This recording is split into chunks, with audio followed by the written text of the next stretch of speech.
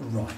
We've been talking about personality and soft skills in quite maybe a abstract, or it seemed like an abstract and a theory way. What we're going to look at now is how does that play out? How can we make use of those models, which again I remind you, I hope you've found out what sort of model and where you sit.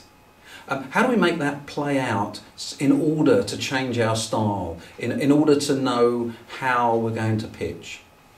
Let's go back to the diagram from one of the early videos where we had ourselves. So here we've got the us, and here we've got the CFO.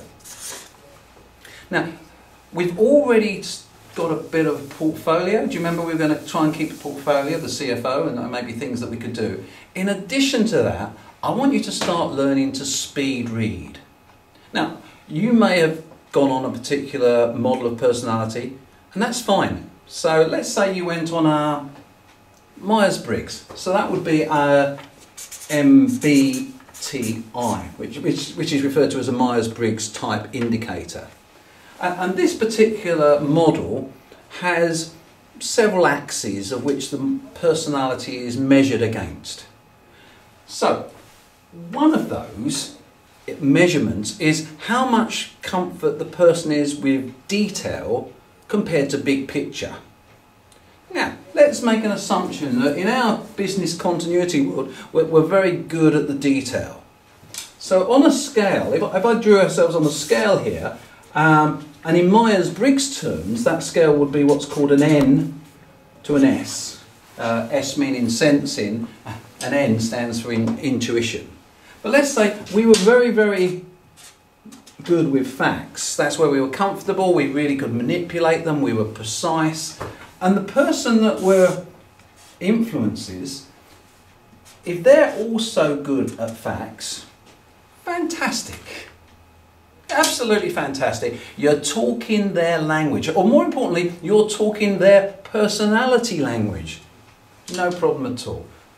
Now, what happens if instead of being down there, we're actually quite at the top? Now, that would make us have the presentation style of big picture, very little to do with specifics, very little to do with the detail. We'd be inspirational, we'd be painting a picture of the future. What effect do you think that might have on this guy? He may be saying internally, he doesn't know his facts. I wonder what that means. Maybe he doesn't understand the facts. Maybe he's... And you can start to see how that extra conversation starts going on if there's a personality mismatch. Now, if we pick a different personality model, because we encourage you to go to whatever one that maybe your organisation has already got in place. So if we went to another model, which is a DISC, that stands for dominance, influence, steadiness and concise. But again, it comes down to each of these become measurements. One of the measurements of this is the speed of which someone operates. So now, if we now work on this, maybe we could put fast or slow. That immediately has connotations that somehow being slow is a problem. Actually, it means more likely to be correct, able to take the time to make sure it's right. At this end, it means prepared to be wrong sometimes in order to keep things going. Same pattern holds on. If the guy here is working up this level, wanting to be correct, and when we're on our scale, we want to be fast-paced, we're likely to lose him. He'll be wanting to process what's going on, to weigh it up. And our personality style might be that our presentations are fast-paced, high energy. And we've lost him. We've probably lost him in the first minute. If we do it the other way around, maybe we're the sort of person, we want to be precise, we want to make sure that every point is fully understood.